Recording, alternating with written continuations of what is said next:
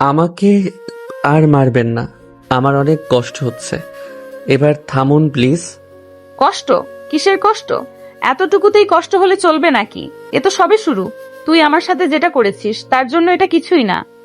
আমি এমন কি অন্যায় করেছি যার জন্য আপনি আমাকে এভাবে মারছেন? বা, ভালো মানুষের নাটক হচ্ছে আমার সাথে? তুই জানিস না তোকে কেন মারছি? এই ফকিন্নির বাচ্চা, তোর সাহস হলো কিভাবে আমাকে বিয়ে করার? সামান্য ড্রাইভার হয়ে তুই আমাকে বিয়ে করার সাহস পেলি কোথা থেকে? তোকে তো আমি 2 লাখ টাকা দিয়েছিলাম বিয়ের আসর থেকে পালানোর জন্য। তাহলে তুই পালালি না কেন? আমার থেকে টাকা নিয়ে না পালিয়ে আমাকে বিয়ে করলি কেন বল? টাকা? কিসের টাকা? আমি আবার কখন টাকা নিলাম?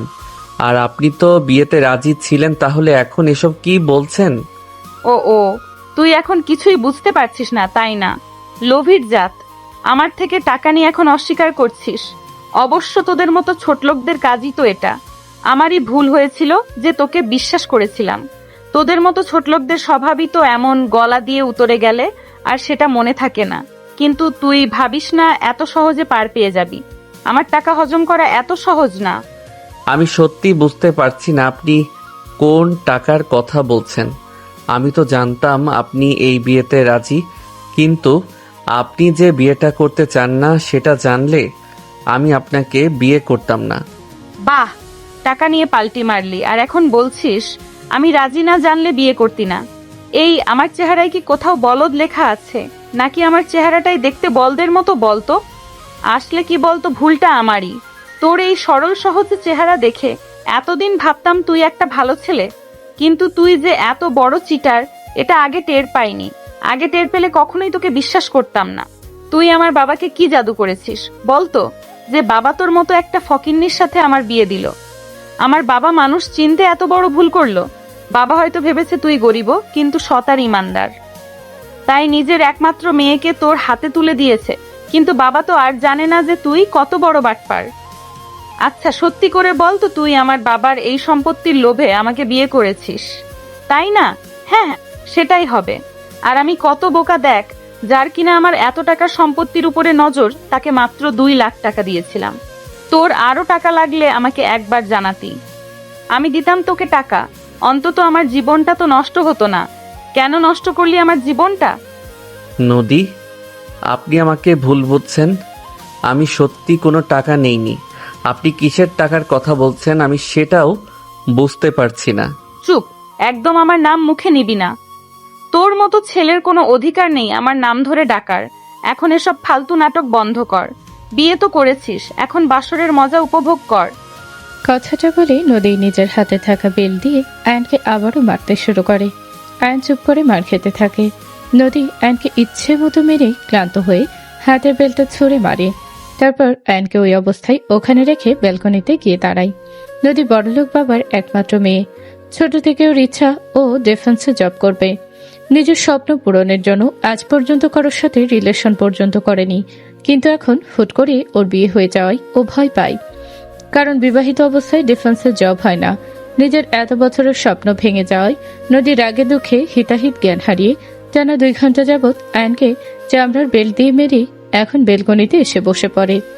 ওর চোখ দিয়ে অঝরে পানি পড়তে থাকে। ও কখনো কল্পনা করতে পারেনি ওর সব স্বপ্ন এভাবে ভেঙে চুরে শেষ হয়ে যাবে। হঠাৎই নদীর ফোনের কল বেজে ওঠে। নদী, তুই ঠিক আছিস? আমি কি শুনলাম এটা ওই ড্রাইভারের বাচ্চা নাকি তোর থেকে টাকা নিয়েও তোকে বিয়ে করেছে? হ্যাঁ রে দোস্ত, আমার সব শেষ। আমার সব স্বপ্ন ভেঙে চুরে শেষ হয়ে গেছে। ওইটা কি করলো? কেন করলো? এই যে আমার ডিফেন্সের জব করার শখ, সেটার কি হবে? আমি তো আর ডিফেন্সে যোগ দিতে পারবো না। আমার সাথে এমনটা কেন হলো বল তো? আল্লাহ আমার সাথে এমন কেন করলো? আর কেউ না জানুক। তুই তো জানিস আমি ডিফেন্সে জব পাওয়ার জন্য কত কিছু করেছি। নিজের একমাত্র ভালোবাসা, যাকে সেই স্কুল লাইফ থেকে গোপনে পছন্দ করে এসেছি, তাকেও নিজের চোখের সামনে অন্যের হতে দেখেছি। আমি এখন কি করব দোস্ত? বল না, আমি এখন কি করব? আমি যদি ঢাকাতে থাকতাম তাহলে কোনোদিন তোর বিয়ে ওই ফকিনীটার সাথে হতে দিতাম না। ওর সাথে তো দূর, তোর বিয়েই এখন হতে দিতাম না। এই সময়টাতেই আম্মু অসুস্থ হয়ে পড়লো আর আমাকে সিলেট আসতে হলো। আমি এসে ওই ফকিনীটার এমন অবস্থা করব ও আজীবন মনে রাখবে, দেখিস। ওর বিয়ে করার শখ একদম মিটিয়ে দেব। তুই একটু ঠান্ডা হ। আমি এসে সব ঠিক করে দেব। দীপ্ত নদীর বেস্ট ফ্রেন্ড, ছোটবেলা থেকে ওরা খুব ভালো বন্ধু। নদী দীপ্তকে নিজের মনের সবকিছু শেয়ার করে। এখন একটু হালকা অনুভব করে। নদী রুমে এসে দেখে আয়ন তখনও সেই জায়গায় মাথা নিচু করে বসে আছে। আয়নের সাদা পাঞ্জাবির উপরে লাল লাল রক্তের দাগ একদম স্পষ্ট হয়ে ভেসে এসেছে।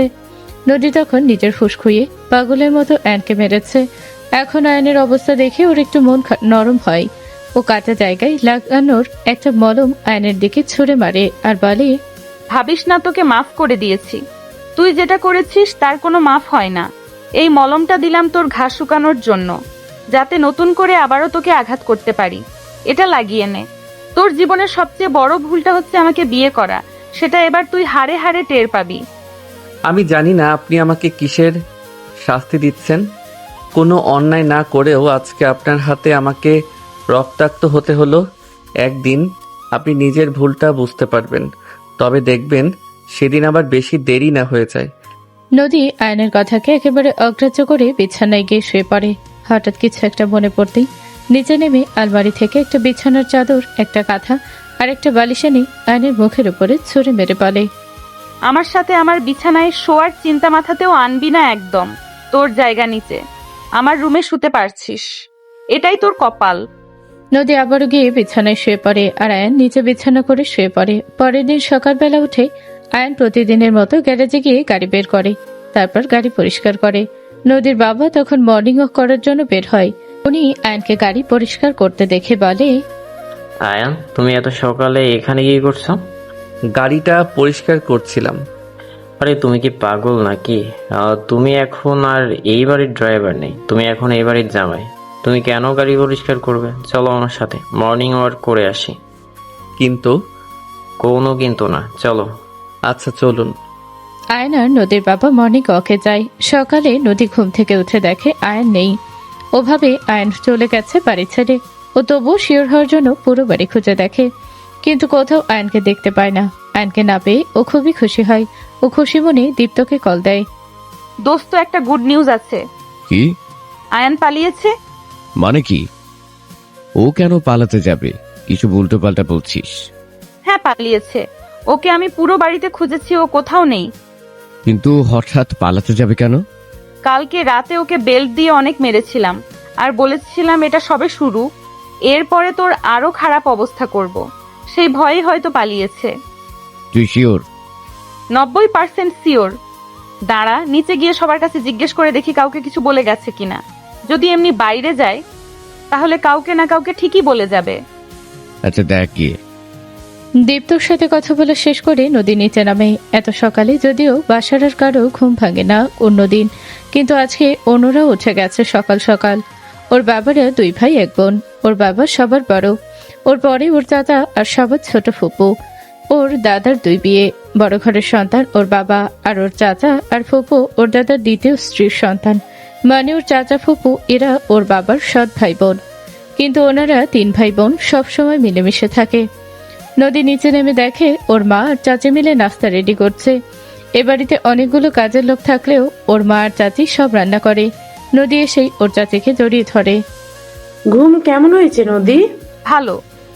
আয়ান কোথায়? তুমি একা এলেতে? ওই ড্রাইভারের বাচ্চা কোথায় তা আমি জানবো কি করে? দেখো গিয়ে, হয়তো ঘর থেকে দামি কিছু নিয়ে পালিয়েছে। এই ভাইয়া আসলেই আমারও মন বলছে ওই ড্রাইভারের বাচ্চা পালিয়েছে। সকাল থেকে দেখছি না। নিলয় নদীর ফুপুর ছেলে, বয়সে ওর থেকে 2 বছরের বড়। নদীর কথা শুনে ওর মা এসে ওকে ওর চাচির কাছ থেকে ছাড়িয়ে সোজা করে দাঁড় করায়, তারপর শাসনের সুরে বলে, এসব কোন ধরনের বেয়াদবি নদী? এই শিক্ষা পেয়ে বড় হয়েছো তুমি? ড্রাইভারের বাচ্চা কি? ও তোমার স্বামী হয়। কিসের স্বামী? আমি ওকে স্বামী হিসেবে মানি না। নদী, তুমি দিন দিন মাত্রা ছাড়া বেয়াদব হচ্ছ। এখনো সময় আছে, ভালো হও, না হলে কোনোদিন তোমার গায়ে হাত উঠে যাবে আমার, বলে দিলাম। এই শুনুন, আপনি আমাকে একদম জ্ঞান দিতে আসবেন না, বলে দিলাম। আপনি কে আমার গায়ে হাত তোলার? আমি তোমার মা। মা আর আপনি? আপনি হচ্ছেন একজন স্বার্থপর মহিলা, যে কিনা নিজের আর নিজের পরিবারের স্বার্থ ছাড়া কিছু বোঝে না। মায়ের দায়িত্ব পালন করেছিলেন সেদিন, যেদিন আমার সবচেয়ে বেশি দরকার ছিল আপনাকে। যাই হোক, পুরনো কাসুন্দি ঘেঁটে তো আর লাভ নেই। আপনাকে একটা কথা ক্লিয়ার বলে দিচ্ছি, আই হেইট ইউ। আমার উপরে আপনার এই মায়ের অধিকার ফলাতে আসবেন না একদম। নদীর ব্যবহারে ওর মা মনে মনে কষ্ট পেলেও সেটা বাহিরে থেকে প্রকাশ করে না। উনি আবারও নদীকে ধমকের সুরে বলেন, তুমি মানো আর না মানো, আমি তোমার মা। তাই তোমাকে ঠিক ভুল শেখানোটাও আমার দায়িত্ব। তার জন্য তোমার গায়ে হাত তুলতে হলে আমি তাই তুলব। ও প্লিজ, আপনি দয়া করে আমাকে ঠিক ভুল শেখাতে আসবেন না। শেখানোর প্রয়োজন পড়লে অবশ্যই শেখাবো। আয়ান তোমার স্বামী, ওকে সেই সম্মানটা দাও। আর নিলয় শোনো, আয়ান এখন এ বাড়ির জামাই, তাই তার সম্পর্কে কথা বলার আগে 10 বার ভাববে। নাস্তা বানাতে এখনো দেরি আছে, তুমি নিজের রুমে যাও, নাস্তা হয়ে গেলে ডাকবো। জি মামি। কথাটা বলে মা আবারও কিচেনে চলে যায় আর নদী গিয়ে সোফায় বসে পড়ে আর বিড়বিড় করে বলে, হুহ, আসছে আমার মা হতে। সেদিন তো আমার চেয়েও ওনার নিজের আর নিজের পরিবারের সম্মান স্বার্থ সবার আগে ছিল। সেদিন তো আমার মা হওয়ার দায়িত্ব উনি পালন করেননি, আর আজকে আসছেন মা হতে। আমার জন্য আমার মা সেই 5 বছর বয়সেই মারা গেছেন। আর কাউকে আমি এখানে মা বলে মানি না, ওনাকে আমি শুধু ঘৃণা করি। নদী আরো কিছু বলবে তার আগে আয়নকে ধরে নিয়ে ওর বাবা বাড়িতে প্রবেশ করে। আয়নকে দেখেই বোঝা যাচ্ছিল ওর কিছু হয়েছে। নদী সামনে থেকে ভালো করে খেয়াল করে দেখে আয়নের কপালে ব্যান্ডেজ, আর ও একা হাঁটতেও পারছে না, ওর বাবার কাঁধে ভর দিয়ে হাঁটছে। এ কি, আয়ানের কপালে ব্যান্ডেজ কেন? কি হয়েছে ওর? আরে বলছি তার আগে ওকে একটু পানি দাও। ছোট, 1 গ্লাস পানি আনতো। আনছি ভাবি। নদীর বাবা আয়নকে সোফায় বসিয়ে দেয়। নদী সেটা দেখে সোফা থেকে উঠে দাঁড়ায়। আয়ান পানির গ্লাসটা নিয়ে পুরো পানিটা একদমই খেয়ে নেয়। আয়নকে ফিরে আসতে দেখে নদী রাগ হয়, কিন্তু আয়নের কপালে ব্যান্ডেজ আর পায়ে ক্ষত দেখে ও মনে মনে খুশি হয়। আয়ান, কি হয়েছে বাবা তোমার? কপালে ব্যান্ডেজ, খুঁড়িয়ে খুঁড়িয়ে হাঁটছো। ও তেমন কিছু না। তেমন কিছু না মানে কি জানো, আজকে মরতে মরতে বেঁচে ফিরেছি।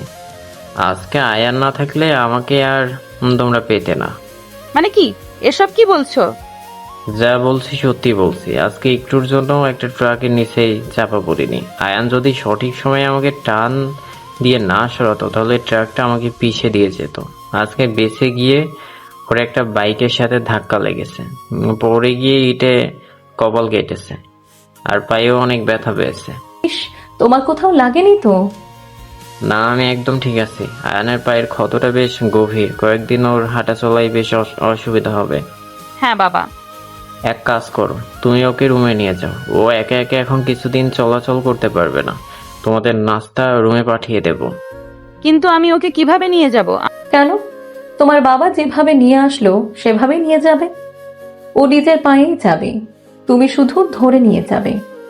কোলে করে নিতে বলা হয়নি তোমাকে। আমি কেন? কারণ ও তোমার স্বামী আর তুমি ওর বউ। অন্য কেউ কেন ওকে নিয়ে যাবে তুমি থাকতে? নদী আর ওর মায়ের কথার পিছে কিছু বলতে পারে না। ও আর সবার সামনে অতীতের একটা ঘটনার জন্য ওর মাকে যতই অপমান করুক না কেন, নিজের বাবার সামনে সেই সাহস পায় না। ও ছোট থেকে ওর বাবাকে খুব ভয় পায়। ওর বাবার কোনো কথার অবাধ্য হয় না। বাবার ভয়েই ও আয়নকে বিয়ে করেছিল। এখনো তেমনি বাবার ভয়ে আয়নকে ধরে ধরে রুমে নিয়ে যেতে থাকে। সিঁড়ি দিয়ে ওঠার সময় নদীর আগে কিরমির করে আয়নকে ফিসফিস করে বলে, খুব খুশি হচ্ছিস তো, তাই না আমাকে খাটিয়ে? এই যে আমার এখন তোকে এভাবে ধরে ধরে নিয়ে যেতে হচ্ছে, এর জন্য তোকে শাস্তি পেতে হবে। এর ফল তুই পাবি। সুস্থ হ, তারপর দেখ কি করি। এখন তো শুধু পায়ে ব্যথা পেয়েছিস, সুস্থ হওয়ার পরে তোর পা ভাঙবো আমি। আয়ন নদীর কথায় কোনো উত্তর দেয় না। একবার নদীর দিকে তাকিয়ে বিরক্তিতে চোখ ঘুরিয়ে সরিয়ে নেয়। নদী আয়নকে ধরে ধরে এনে খাটে বসিয়ে দেয়। আমাকে খাটে কেন বসালেন? নিচে নামিয়ে দেন। একদম বেশি পটর পটর করবি না। আমার চেয়ে বেশি বুঝতে আসলে লাথি মেরে বিছানা থেকে ফেলে দেব। আপনি আমাকে কি পেয়েছেন?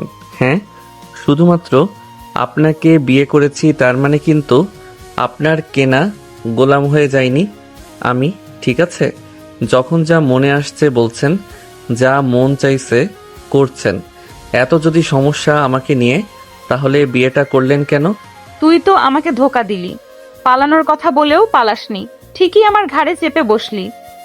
এই শুনুন, আমি না আপনাকে কোনো ধোকা দেই নাই।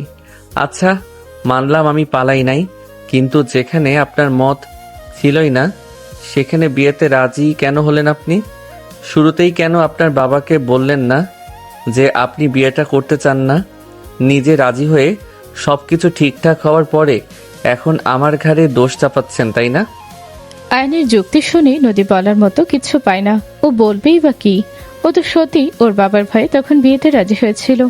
নিজের সম্মান রক্ষা করতে নদী বলে, তোকে বলেছি না বেশি পটর পটর করবি না, না হলে মুখে কষ্টে লাগিয়ে দেবে একদম। থাক এখানে, আমি গিয়ে নাস্তা নিয়ে আসি। নদী এক প্রকারে পালিয়ে যায় আয়নের কাছ থেকে।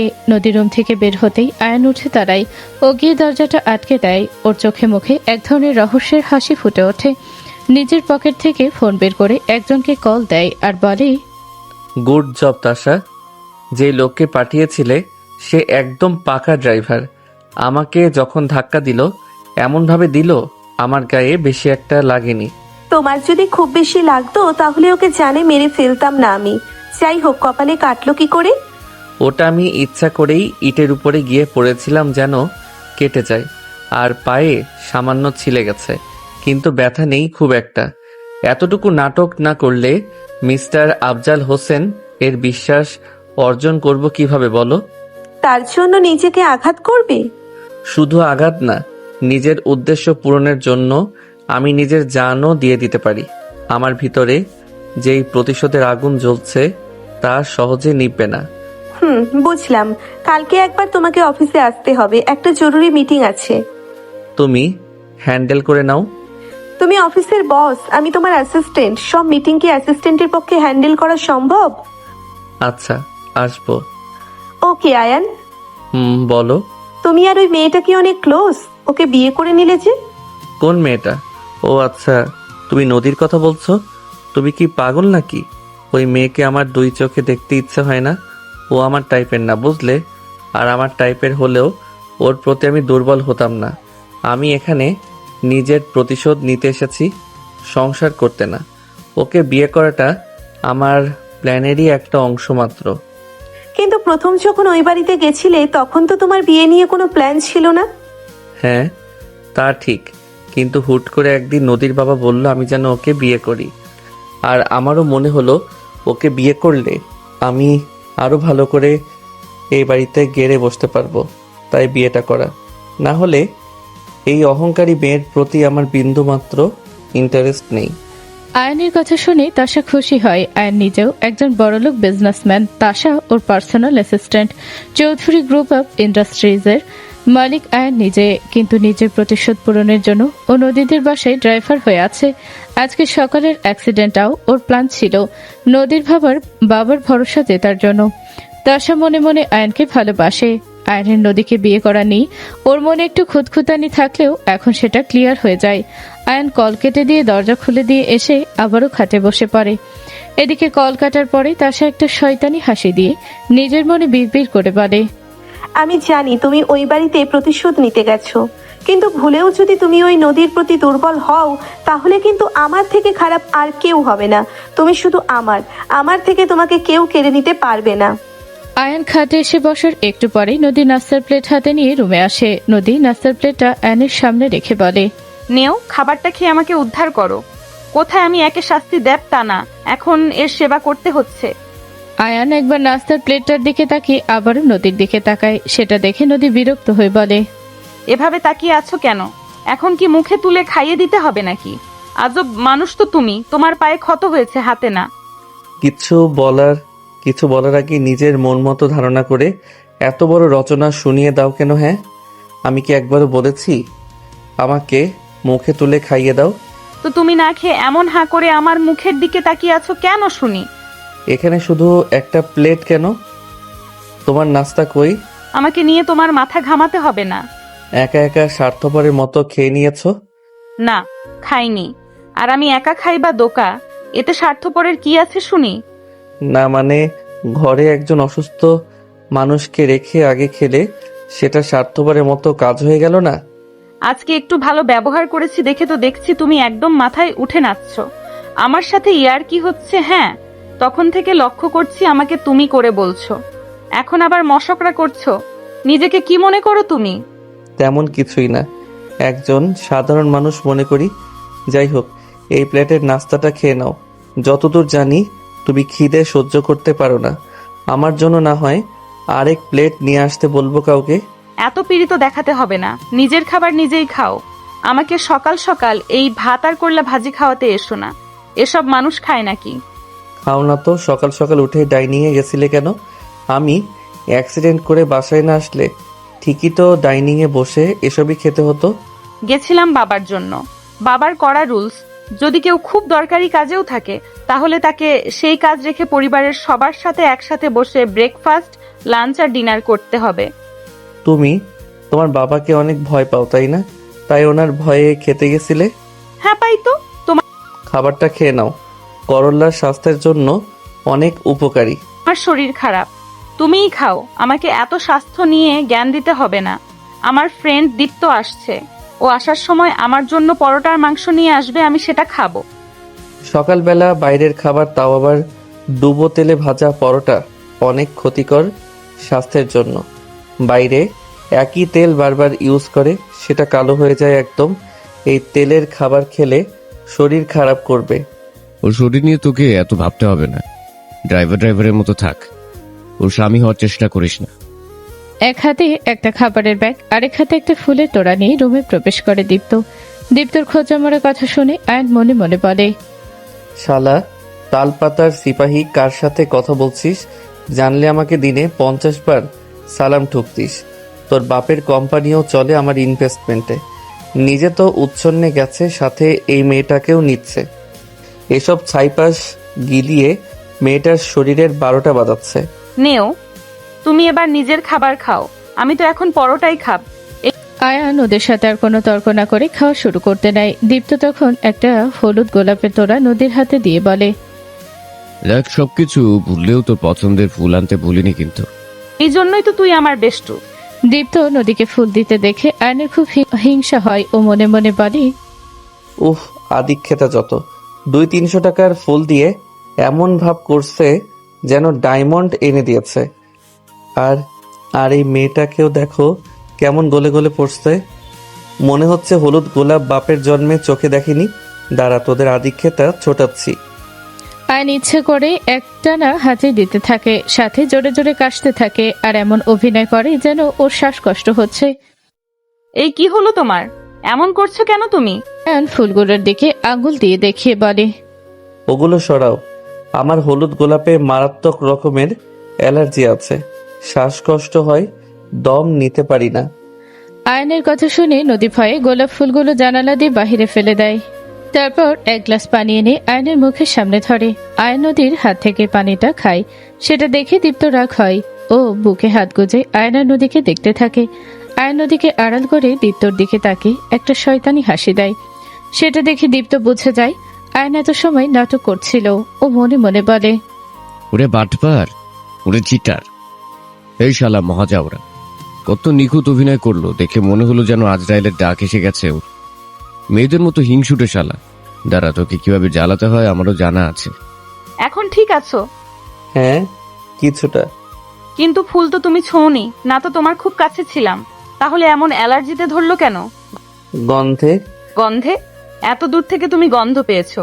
ও হ্যাঁ, আমার স্পেল নেওয়ার ক্ষমতা আবার খুব স্ট্রং, তো তাই অতদূর থেকেও ফুলের স্পেল আমার নাকে এসেছে। ও আচ্ছা। এখন তো ফুল নেই, এখন আশা করি তোমার আর কোনো অ্যালার্জির সমস্যা হবে না। না। ঠিক আছে, নদী এদিকে আয়, পরোটা ঠান্ডা হয়ে যাচ্ছে। নদী আয়নকে দেখে রুমে থাকা সোফায় গিয়ে বসে। আয়নের নাস্তা আনার সময় ও একটা প্লেট আর ছোট বাটি নিয়ে এসেছিল। দীপ্ত পরোটার মাংস ঢেলে দেয় তাতে। আয়ন চুপচাপ ওদের কাজ দেখতে থাকে আর খেতে থাকে। দীপ্ত একটু পরোটা ছিঁড়ে নিয়ে তাতে মাংস নিয়ে সেটা নদীর সামনে ধরে। নদীকে হা করে সেটা নিতে দেখে আয়ন রাগে জোরে জোরে কাশতে থাকে, যেন মনে হয় ওর বিষম লেগেছে। আয়নকে কাশতে দেখে নদী পরোটা না নিয়ে আয়নের কাছে যায়। আরে আবার কি হলো? কাশছো কেন? বিষম লেগেছে, পানি দাও একটু। নদী আয়নের কথা মতো ওকে পানি খাইয়ে দেয়। সেটা দেখে আবার দীপ্ত রেগে যায়। নদী আয়নের একটু কাছাকাছি আসতেই আয়ন দাঁত কিনমির করে ওকে বলে, ভুলেও যদি ওরা না এই অস্বাস্থ্যকর পরোটা খাও তাহলে ফল ভালো হবে না। নদী আয়নের দিকে কপাল কুঁচকে তাকায়। আয়ন সেটা দেখে বলে, এভাবে তাকিয়ে লাভ নেই। আমার কথা না মানলে সোজা গিয়ে তোমার বাবার কাছে বিচার দেব। তখন বুঝবে মজা। লাগলে বুয়াকে দিয়ে বাসায় পরোটা বানিয়ে দেব, তবুও এই পরোটা খাওয়া যাবে না। না মানে না। আয়নের হুমকি শুনে নদীর মুখটা ভয় একদম চুপসে যায়। সেটা দেখে আয়নের হাসি পায়। অনেক কষ্টেও নিজের হাসি আটকে রাখে। নদী মলিন মুখে আয়নকে বলে, এই জন্যই কাউকে নিজের দুর্বলতা জানাতে নেই। সময় আমারও আসবে, তখন মজা দেখাবো। কিরে এবার এদিকে আয়, সব তো ঠান্ডা হয়ে গেল। আমি খাব না। কেন খাবি না? তুই তো আনতে বললি। আমি আসলে ডায়েট করছি। তাহলে এগুলো আনতে বললি কেন? মনে ছিল না। কথাটা বলে নদী হনহনিয়ে নিচে চলে যায়। দীপ্ত বুঝতে পারে এটা আয়নের কারসাজি। ও রেগে আয়নের সামনে গিয়ে বলে, তুই কি বললি যে না খেয়ে চলে গেল? সেটা আমার আর আমার বউয়ের পার্সোনাল ব্যাপার, তোর মাথা ঘামাতে হবে না। নিজের সীমার ভিতরে থাক। ওর সাথে বিয়ে হয়ে তো দেখছিস সাপের 5 পা দেখেছিস। ও কোনোদিনও তোকে স্বামী হিসেবে মানবে না। তুই নিজের সীমার ভিতরে থাক। ও মানুক বা না মানুক, তাতে এটা মিথ্যা হয়ে যাবে না যে আমি ওর স্বামী। আর হ্যাঁ, আমার বউয়ের থেকে দূরে দূরে থাকবি। এখন বের হ এখান থেকে, যা ফট। অপমানিত হয়ে দীপ্ত ওই রুম থেকে বেরিয়ে যায় ও নদীর সাথে দেখা না করেই চলে যায়। নদী নিচে এসে ড্রয়িং রুমে মন খারাপ করে বসে থাকে। খিদেই ওর পেটটা চোচো করছে, কিন্তু কি করবে, ভাত তো ও খাবে না, তাই মন খারাপ করেই বসে থাকে। হঠাৎ কলিং বেল বেজে ওঠে। নদী আশেপাশে কাউকে না দেখে নিজে গিয়ে দরজা খোলে। দেখে সেখানে একজন ডেলিভারি বয় একটা পার্সেল হাতে নিয়ে দাঁড়িয়ে আছে। এখানে নদীকে, তাকে একটু ডাকুন, ওনার নামে একটা পার্সেল আছে। আমিই নদী, কিন্তু আমি তো কয়েকদিনের ভেতরে কিছু অর্ডার করিনি। ওহো, আপনি নদী। আসলে আপনার হাজবেন্ড আমার ওয়াইফের এর থেকে ভুনা গরুর মাংস আর পরোটা অর্ডার করছে আপনার জন্য। আমার ওয়াইফ হোমমেড ফ্রেশ ফুডের বিজনেস করে। ও আচ্ছা, বিল কত হয়েছে বলুন, আমি নিয়ে আসছি। বিল আপনার হাজবেন্ড পে করে দিয়েছে। আচ্ছা ঠিক আছে, দিন পার্সেলটা। নদী খাবারের ব্যাগটা এনে ডাইনিং টেবিলে রাখে। তারপর একটা প্লেট নিয়ে তাতে খাবারগুলো ঢেলে আরাম করে বসে খেতে থাকে। ও যে খাবারগুলো পেয়ে কতটা খুশি হয়েছে সেটার চোখ মুখেই ফুটে ওঠে। আয়ান দোতলার রেলিং এর পাশে দাঁড়িয়ে সবটা দেখতে থাকে। ওর মুখেও একটা মুচকি হাসি ফুটে ওঠে। আয়নের পাশ দিয়ে তখন নদীর মা যাচ্ছিল। উনি আয়নকে দাঁড়িয়ে থাকতে দেখে বলেন, আয়ান, এখানে দাঁড়িয়ে আছো কেন? তোমার পায়ের কি অবস্থা এখন? এই তো মা, ভালো। আয়নের কথা শুনে নদীর মা ওর দিকে অপলক দৃষ্টিতে তাকিয়ে থাকেন। হঠাৎই ওনার চোখ বেয়ে পানি পড়তে থাকে। এ কি মা, আপনি কাঁদছেন কেন? আমার কোনো কথাই কি আপনি কষ্ট পেয়েছেন? আমি কি কিছু ভুল বললাম? নদীর মা দুই পাশে মাথা নাড়িয়ে না বোঝায়। তাহলে কেন কাঁদছেন? আজ অনেক বছর পর কেউ আমাকে মা বলল। সন্তান থাকার পরেও আমি মা ডাক থেকে বঞ্চিত। নদী আপনাকে মা বলে ডাকে না? নদীর কথা উঠতেই ওর মায়ের বুকটা কেমন মলিন হয়ে যায়। না, ওর ছোটবেলার একটা কুৎসিত ঘটনার পর থেকে ও আর আমাকে মা বলে ডাকে না। যাই হোক, পুরনো কথা বাদ দাও। তুমি আমাকে মা ডাকায় আমি খুবই খুশি হয়েছি। তুমি আজকে থেকে আমার মেয়ে জামাই না, আমার ছেলেও। সে ঠিক আছে, কিন্তু অতীতে কি এমন হয়েছিল যে নদী আপনাকে মা ডাকে না? একটা সন্তান এত বছর নিজের মাকে মা বলে ডাকে না। এত সহজে তো আর কেউ মাকে পর করে দিতে পারে না। ওর মনে নিশ্চয়ই আপনাকে নিয়ে অনেক ক্ষোভ জমেছে। কি এমন হয়েছিল যার জন্য ও আপনাকে এত বেশি ঘৃণা করে যে মা ডাকে না? অতীতের প্রসঙ্গ উঠতেই নদীর মায়ের মুখে রাজ্যের ভয় এসে জড়ো হয়। উনি আয়নের কথা ঘোরাতে তাড়াহুড়ো করে বলেন, পরে এক সময় বলবো, কেমন? এখন আমার একটু জরুরি কাজ আছে, আমাকে একটু বাইরে যেতে হবে। চলুন, আমি পৌঁছে দিচ্ছি। না না, তার কোনো দরকার নেই, আমি চলে যেতে পারবো। নদীর মা নিচে চলে আসে। নদী আর চোখে ওর মায়ের দিকে তাকায়। নদীর মায়ের চলে যাওয়া দেখে আয়ন মনে মনে বলে, উনি কি সত্যি তাড়াহুড়োতে আছে, নাকি আমাকে এড়িয়ে গেল? অতীতের কথা উঠতেই কেমন ভয় পেল মনে হলো। ভয়ে পালিয়ে গেল? না, ব্যাপারটা খুবই রহস্যজনক। কি এমন হয়েছিল অতীতে যার জন্য নদী নিজের মাকে মা বলে ডাকে না? এত ঘৃণা পুষে রেখেছে মনে। আমাকে জানতে হবে ব্যাপারটা। আপনার মরা ভাইয়ের মৃত্যুবার্ষিকী উপলক্ষে এতিম বাচ্চাদের খাওয়াতে যাচ্ছেন। হ্যাঁ। আল্লাহর কাছে দোয়া করি আল্লাহ আপনার মরা ভাইকে জাহান্নাম নসিব করুক। নদী, একজন মরা মানুষের নামে কি বলো এসব?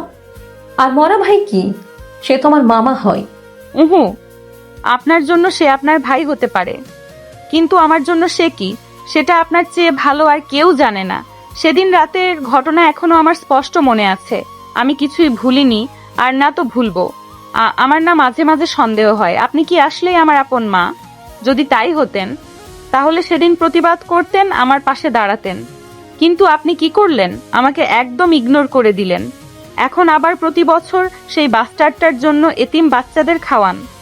আমার ভাইয়ের আমি ছাড়া জীবিত আর কোনো আত্মীয় নেই যে ওর জন্য দোয়া করবে। আসছি আমি। ভালোই। হ্যাঁ হ্যাঁ, যান, করে আসুন দোয়া। নদীর মা বেরিয়ে যেতেই আয়ন খেয়াল করে নদীর এত সময়ের ফুরফুরে মেজাজ এখন কেমন একটা হয়ে গেছে। ওর চোখ মুখে রাগ স্পষ্ট। নদী খাবারের প্লেট সিঙ্কে রেখে হাত দিয়ে পানি খায়। আয়ন বুঝতে পারে নদী এখন রুমের দিকে আসবে, তাই ও রুমে চলে যায় যেন নদী ওকে দেখতে না পায়। রুমে এসে আয়ন নিজের মনে বলে নদী ওর মামাকেও সহ্য করতে পারে না। ওদের কথায় যতটুকু বুঝলাম ওর মামাই নিশ্চয়ই কিছু এমন করেছিল যার জন্য নদী ওর মামাকে সহ্য করতে পারে না। আর ওর মাও তখন হয়তো নিজের মেয়ের বদলে ভাইকে সাপোর্ট করেছিল। কিন্তু প্রশ্নটা হয়েছিল কি সেদিন? নদীকে জিজ্ঞেস করব? না, ও বলবে না। একেই আমাকে দেখতে পারে না, তারপর ওর পুরনো ট্রমা ওকে মনে করানোর কোনো মানেই হয় না। আমাকে অন্য কোনো উপায়ে সবটা জানতেই হবে। আর কেউ কি জানে? মনে তো হয় না। জানতে পারে। ওই তালপাতার সিপাহী নদীর বেস্ট ফ্রেন্ড দীপ্ত জানলেও জানতে পারে, কিন্তু ওর তো নিশ্চয়ই আমাকে বলবে না। না, কিছু তো একটা করতেই হবে। আয়ান নিজের মনে এসব বলছিল, তখনই নদী রুমে আসে। কি বিড়বিড় করছো? নাকি প্ল্যানিং করছো যে চুরি করে পালাবে? আমি কি চোর নাকি যে চুরি করব? চোর না, তবে বাটপার, যে কিনা আমার 2 লাখ টাকা বাটপারি করেছে। ও আচ্ছা, তো পালাতে কেন যাব? কারণ তুমি ভালো করেই জানো আমি তোমাকে কখনো স্বামী হিসেবে মানবো না, আর না তো শান্তিতে থাকতে দেব। তাই পালানোটাই তোমার জন্য বেস্ট অপশন না। বাহ, তোমার চিন্তা ভাবনা তো দেখি খুব গভীর, যা আমার মাথাতেও আসেনি। তুমি সেটাকে শিওর ভবিষ্যৎ ধরে নিয়েছো। যাই হোক, আমাকে একটা প্রশ্নের উত্তর দাও তো। তুমি যে বারবার বলছো আমাকে 2 লাখ টাকা দিয়েছো, তা সেটা কি তুমি নিজে আমাকে দিয়েছো? আই মিন নিজের হাতে আমাকে দিয়েছো? ওটা তো আমার চাচাতো বোন দিশা তোমাকে দিয়েছিল, যেটা তুমি এখন অস্বীকার করছো। ও আচ্ছা, তাও যে আমাকে টাকাটা দিয়েছিল তার কি কোনো প্রমাণ আছে? বা ও ছাড়া আর কেউ দেখেছিল? না, ও কোথায় এখন? ও তো আমাদের বিয়ের দিন রাতেই ওর বন্ধুদের সাথে ট্যুরে গেছে দেশের বাইরে। ও যেই ট্যুরে গেছে সেখানে খরচ কেমন কি হতে পারে? এই ধরো তোমাদের 2 লাখ মতো। ও কি কোনো জব করে? আরে না, ও তো স্টুডেন্ট। আয়ন এবার নদীর দিকে তাকিয়ে এমন ভাবে হাসে যেন নদী কোনো জোকস বলেছে। আয়নকে হাসতে দেখে নদী বলে, আমার দিকে তাকিয়ে এভাবে হাসছো কেন? আমি কি জোকার নাকি? না, তবে কি জানো তো, বুদ্ধিমানের জন্য ইশারাই যথেষ্ট। কথাটা বলে আয়ন বেলকনিতে চলে যায়, আর নদী আয়নের বলা সবগুলো কথা প্রথম থেকে ভাবতে থাকে। কিছু সময় পরে কিছু একটা মাথায় আসলেই ও এক দৌড়ে বেলকনিতে চলে যায়। ও আয়নের সামনে গিয়ে বলে, তার মানে তুমি বলতে চাইছো দিশা তোমাকে টাকা দেয়নি, সেই টাকা দিয়ে ওর বন্ধুদের সাথে ট্যুরে গেছে? এমনটা হওয়া কি খুব অসম্ভব? না, ও কেন এমন করবে? তুমি মিথ্যা বলছো। আমাকে এখন ভুংচুং বোঝানোর চেষ্টা করছো। ওকে নিশ্চয়ই চাচ্চু টাকা দিয়েছে। আমার তোমাকে মিথ্যা বলে কি লাভ? দেখো, তোমাকে আমি বিয়েটা করেছি শুধুমাত্র তোমার বাবার কথায়, তা না হলে তোমার প্রতি আমার বিন্দু মাত্র ইন্টারেস্ট নেই। লাভ লসের হিসাব পড়ে, কিন্তু তুমি মাত্র কি বললে? তোমার আমার প্রতি ইন্টারেস্ট নেই? কিছু না, নেই। তোমার মতো অহংকারী মেয়েকে কেই বা বিয়ে করতে চাইবে সেধে? ইন্টারেস্ট জাগার মতো কি আছে তোমার মাঝে? নেই মানে কি? হ্যাঁ, আমি কি অসুন্দর নাকি? কি জানি, but I am not interested on you. কথাটা বলে আয়ন রুম থেকে বেরিয়ে যায়, আর নদী সেখানে দাঁড়িয়ে রাগে ফুঁসতে থাকে। ও রাগে কিরমির করে বলে, এত বড় কথা আমাকে রিজেক্ট করা? তোমাকে কিভাবে বাগে আনতে হয় সেটা আমিও খুব ভালো জানি। এবার দেখো কিভাবে তোমাকে সিডিউস করি। আয়ান নদীর রুম থেকে বেরিয়ে সোজা অফিসে চলে যায়। সেখানে গিয়ে ওর বিশ্বস্ত একজন স্টাফকে বলে নদীর মামার ব্যাপারে খোঁজ দিতে। একটু পরে আয়নের কেবিনে তাশা আসে। তাশা আয়নের কেবিনে এসে আয়নের টেবিলের ওপরে জোরে একটা ফাইল রাখে আর বলে, এসব কি আয়ান? তুমি নাকি তোমার বউয়ের জন্য তার পছন্দের পরোটার মাংস অর্ডার দিয়েছো? এটা অফিস তাশা, তুই যতই আমার মায়ের সাইডের রিলেটিভ হও না কেন, এটা ভুললে চলবে না। এখানে আমি তোমার বস আর তুমি আমার অ্যাসিস্ট্যান্ট। আর অফিস টাইমে পার্সোনাল ব্যাপার নিয়ে আলোচনা করাটা আমি পছন্দ করি না। Don't so rude Ayan. তোমার কি মনে হচ্ছে না তুমি একটু বেশি করছো? তুমি কেন ওর জন্য খাবার অর্ডার করেছো? That's none of your business. Ayan, what's wrong with you?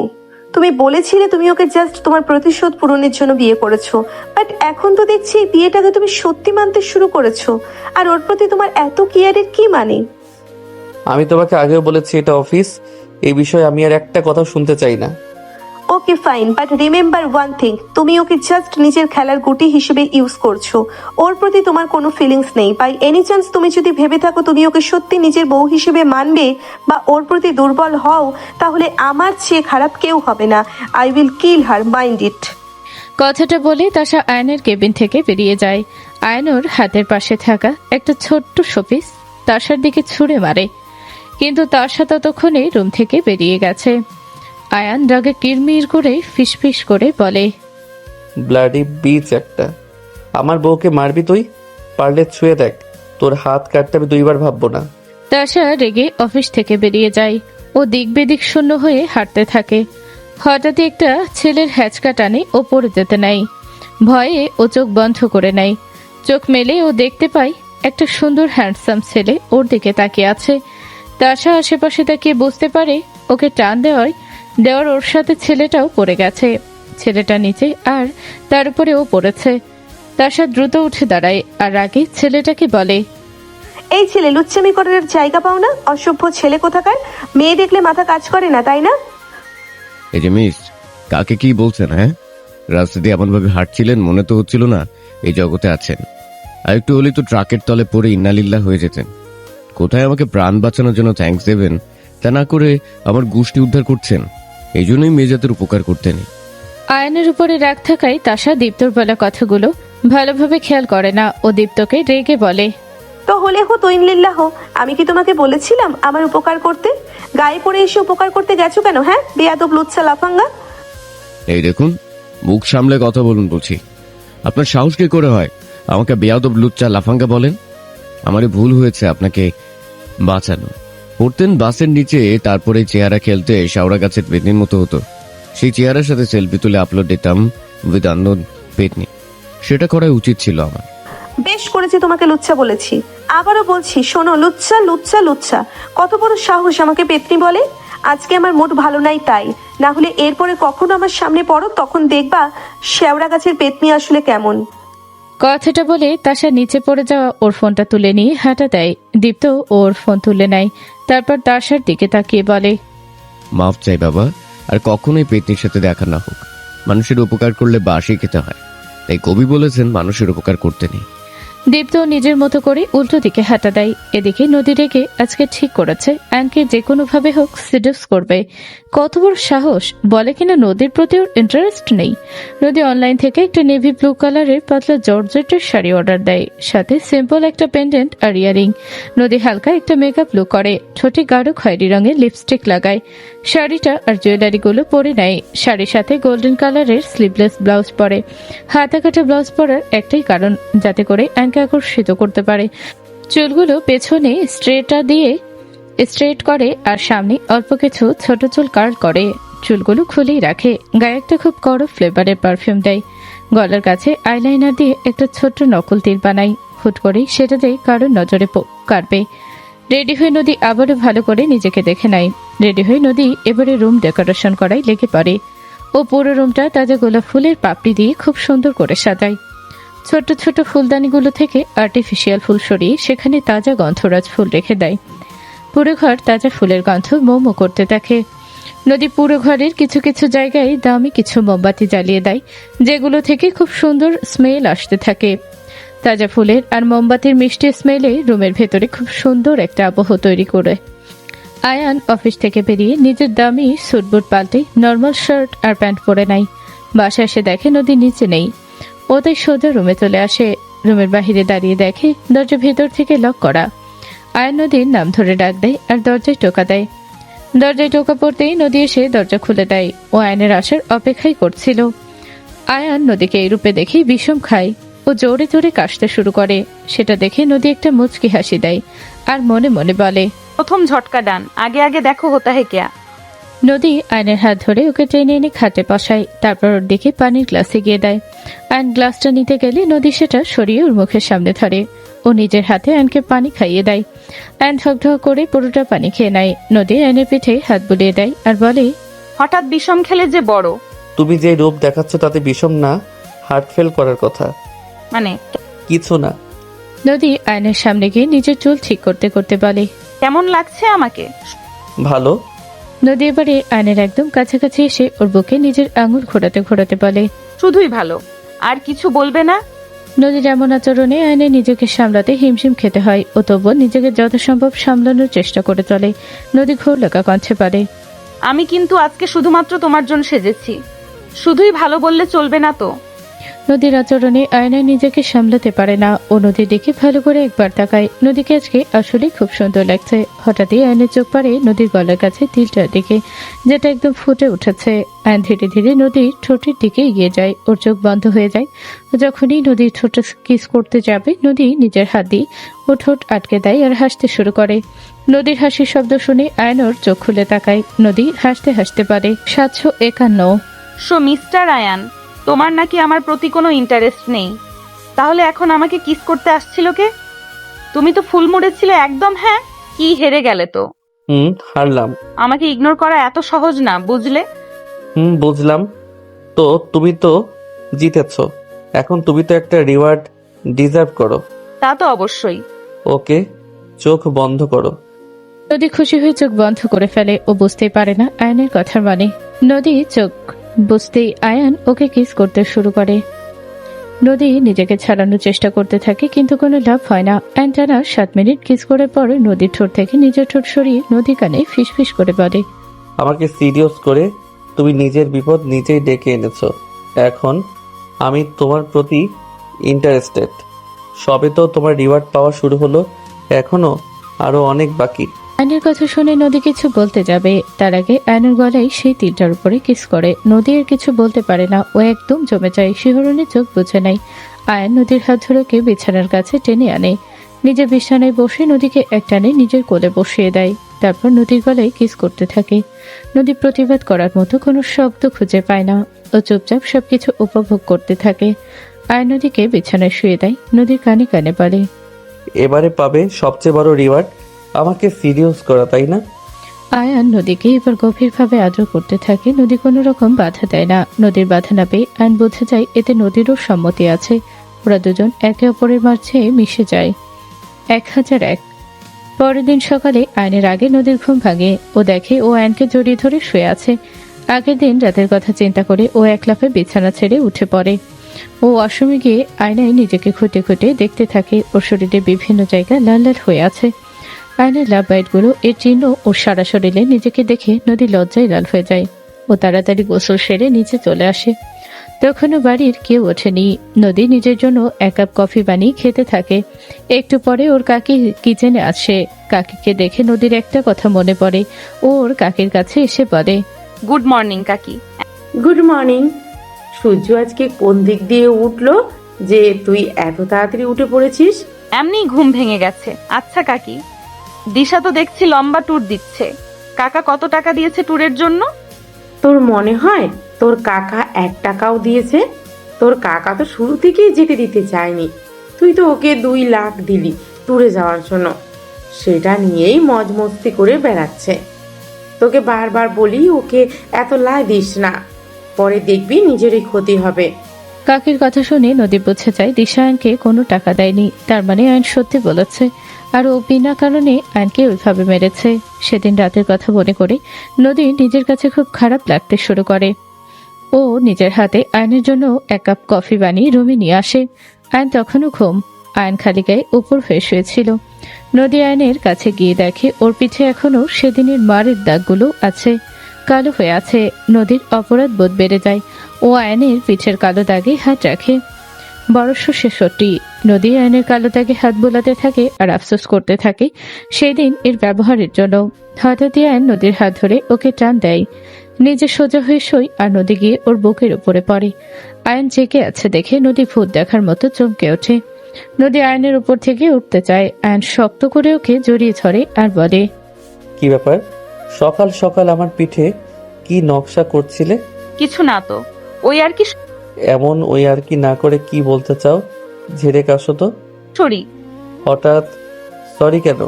আমি তোমাকে ওই দিন অনেক কষ্ট দিয়েছিলাম, অনেক অপমান করেছিলাম, সেই জন্য সরি। আমি আসলে জানতাম দিশা তোমাকে আমার দেওয়া 2 লাখ টাকা দিয়েছে, আর তুমি টাকা পেয়েও আমার সাথে প্রতারণা করে আমাকে বিয়ে করেছো।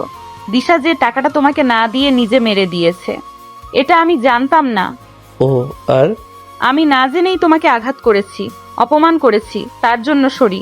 আর তুমি চিন্তা করো না, দিশা ওর অপরাধের শাস্তি ঠিকই পাবে। আমাকে ঘোল খাওয়ানোর মজা ও সময় হলে ঠিকই টের পাবে। বুঝলাম। তা কালকে রাতে রিওয়ার্ড কেমন লাগলো? স্যাটিসফাইড তো? এমন সিরিয়াস কথার মাঝে আয়নের কথা নদী প্রথমে বুঝতে পারে না। কালকে রাতের কথা মনে আসতেই নদী লজ্জা পায়। লজ্জায় ওর গা লাল হয়ে যায়। ও আয়নকে ধাক্কা দিয়ে ওর উপর থেকে সরে আসে। যা বাবা, এতটুকুতেই লজ্জা পেয়ে গেলে? তুমি তো এসেছিলে আমাকে সিরিয়াস করতে, এখন বাকি সবকিছুর দায়ও তোমার। আয়নের কথাবার্তায় নদী আর ওখানে দাঁড়াতে পারে না, ও রুম থেকে বেরিয়ে আসতে নেয়। তখন আয়ন পিছন থেকে বলে, বাই দ্য ওয়ে, কালকে রাতে তোমাকে অনেক সুন্দর লাগছিল। পারলে প্রায়ই এমন করে সেজো, আমিও না হয় নিজের হুশ খোয়াবো। মাঝে মাঝে তোমাকে এমন রিওয়ার্ড দিতে পারলে আমিও খুশি হব। নদী আর এক মুহূর্ত সেখানে দাঁড়ায় না, ও দৌড়ে রুম থেকে বেরিয়ে যায়। আয়ন ওর যাওয়া দেখে হাসতে হাসতে বলে, যাক, বউ তাহলে আমাকে মানতে শুরু করেছে, নট ব্যাড। পুরো রুমে পাইচারি করছে তাশা। এর কারণ 2টা। প্রথম কারণ, ওর মাথা ঠান্ডা হওয়ার পরে এখনো বুঝতে পারছে আজকে দীপ্ত ওকে না বাঁচালে ওর একটা বড় বিপদ হতে পারত। কিন্তু দীপ্তকে ধন্যবাদ না জানি উল্টো আয়নের প্রতি থাকা রাগ ওর উপর ছেড়েছে, যার জন্য ওর এখন আফসোস হচ্ছে, নিজের উপর রাগ হচ্ছে খুব। দ্বিতীয় কারণ হচ্ছে ওর আর দীপ্তর ফোন অদল বদল হয়ে গেছে। ওর ফোন চলে গেছে দীপ্তর কাছে আর দীপ্তটা চলে এসেছে ওর কাছে। তখন তাড়াহুড়োই এমনটা হয়েছে। ওর আর দীপ্তর ফোনের মডেল একই, আর দুজনেরই ফোনের ব্যাক কভার কালো রঙের। তাই তখন নিজের ফোন মনে করে তাশা দীপ্তর ফোন নিয়ে চলে এসেছে। আবারও এমন একটা ফোন কেনা ওর জন্য বড় কোনো বিষয় নয়, কিন্তু ওই ফোনে ওর জরুরি কিছু ডকুমেন্টস আছে। ফোন কিভাবে ফেরত পাবে সেই চিন্তায় তাশা রুমের এপাশ থেকে ওপাশ পাইচারি করতে থাকে। তখনই ওর হাতে থাকা দীপ্তর ফোনে একটা কল আসে। প্রথমবারে তাশা কলটা রিসিভ করে না, পরে আবার কল আসে। অনেকটা অস্বস্তি বোধ নিয়ে ও কলটা রিসিভ করে। ওপাশ থেকে দীপ্তর কণ্ঠ ভেসে আসে, হ্যালো, হ্যালো, কে? আমি দীপ্ত। আপনি কে? আমি তাশা। আপনি কোন দীপ্ত? আর আমি সে যার ফোনটা তুমি এখনো ধরে আছো। ও, আপনার নাম তাহলে দীপ্ত? হ্যাঁ, এটা আমার বন্ধুর নাম্বার। ওর নাম্বার দিয়ে তোমাকে কল দিয়েছি। বলছি, ও ফোনটা কি ফেরত দেবে? তোমারটা আমার কাছে। হ্যাঁ, অবশ্যই। আমার ফোনটাও আমার অনেক দরকার। কালকে মিট করি। ওকে, রংধনু ক্যাফে, বিকেল 4টা। সময় হবে তো? হ্যাঁ, হবে। হ্যাঁ, বলছি শোনো। হ্যাঁ, বলো। এটা তো আমার বন্ধুর ফোন। আমি পরে তোমার সাথে যোগাযোগ করব কিভাবে? তুমি বরং আমার ফোন দিয়ে তোমার ফোনে কল দিও বের হওয়ার আগে। ফোনের লক হচ্ছে 3421। তোমার ফোনের লক আমাকে বলে দিলে যে আমি যদি এখন তোমার পার্সোনাল কিছু পেয়ে যাই ফোন ঘেটে? তুমি ঘাটবে না জানি। কিভাবে জানো? তোমাকে দেখে অমন মনে হয় না। আর তাছাড়া আমার ফোনে পার্সোনাল বলতে কিছু নেই। দীপ্তর কথা শুনে তাশা হেসে দেয় ও দীপ্তকে বলে, তাহলে মিস্টার তুমি ভুল জানো। বাই। কথাটা বলে তাশা কল কেটে দেয়। ও বেশ কিছু সময় মন খুলে হাসে। হঠাৎই ওর মন ভালো হয়ে যায়। ও মনে মনে ভাবতে থাকে মাত্র কিছু সময়ের পরিচয়ে দীপ্ত ওকে কতটা বিশ্বাস করে ফেলেছে। কতই না বোকা ছেলেটা। তাশা দীপ্তর ফোন আনলক করে ওর গ্যালারিতে ঢোকে। সেখানে দীপ্তর ছবি দেখতে থাকে। ও খুব খেয়াল করে দীপ্তর ছবি দেখে। ছেলেটা তো দেখতে বেশ হ্যান্ডসাম আছে। আগের দিন সেভাবে খেয়াল করা হয়নি। যাক, বিকালে গিয়ে ফোনটা ফেরত দিয়ে আসবো।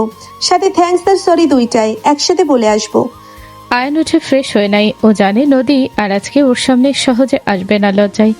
আয়ন বেশ ফুরফুরে মনে নাস্তা করার জন্য নিচে নামতে যায়। সিঁড়ির কাছে আসতেই দেখে ওর শাশুড়ির রুম থেকে ওনার কাশির আওয়াজ আসছে। আজকে ওনার শরীরটা ভালো না, তাই উনি নাস্তা বানানোর জন্য নিচে যায়নি। আয়ান ওনার দরজায় টোকা দেয়। আসবো মা? এসো। শরীর কেমন আছে এখন আপনার? এখন মোটামুটি ভালোই আছি। আচ্ছা মা, আপনি তো সেদিন বললেন আমি আপনার ছেলের মতো, তাহলে আমার কিছু কথা রাখবেন আপনি?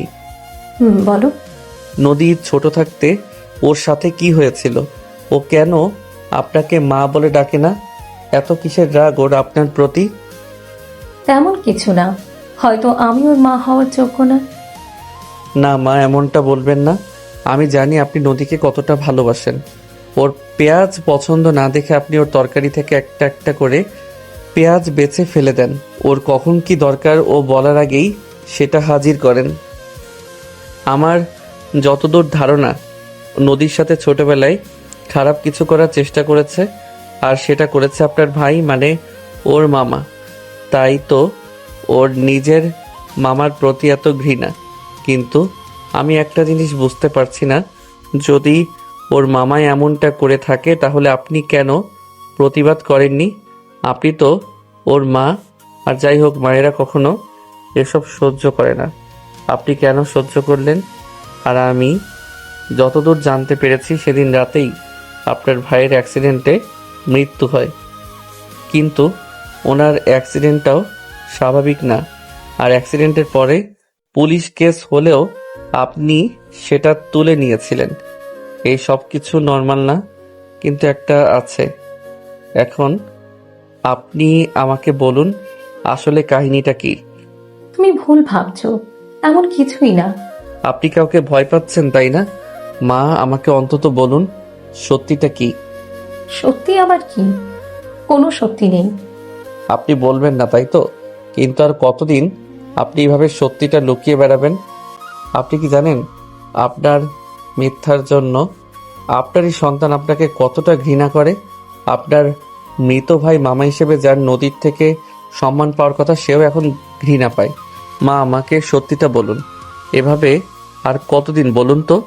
আয়নের কথা শুনে মায়ের চোখ ভিজে ওঠে। উনি আয়নকে নদীর ছোটবেলায় ঘটা ঘটনার কথা বলতে থাকে। নদী তখন বেশ ছোট, 5 বছর বয়স ওর। সেদিন ছিল দিশার আকিকার অনুষ্ঠান, বাড়ি ভর্তি মেহমান। আমার পরিবার বলতে শুধু আমার ছোট ভাই। ও সেদিন এসেছিল, একটা স্কাই ব্লু কালারের টি শার্ট পরা ছিল ও। সেদিন অনুষ্ঠানটা হয়েছিল আমাদের বাগান বাড়িতে, যেটা আমাদের বাসা থেকে বেশ কিছুটা দূরে। আমরা সব কিছু রেডি করে ওখানে গেছিলাম, তাই এক্সট্রা কোনো কাপড় নেয়নি কেউ।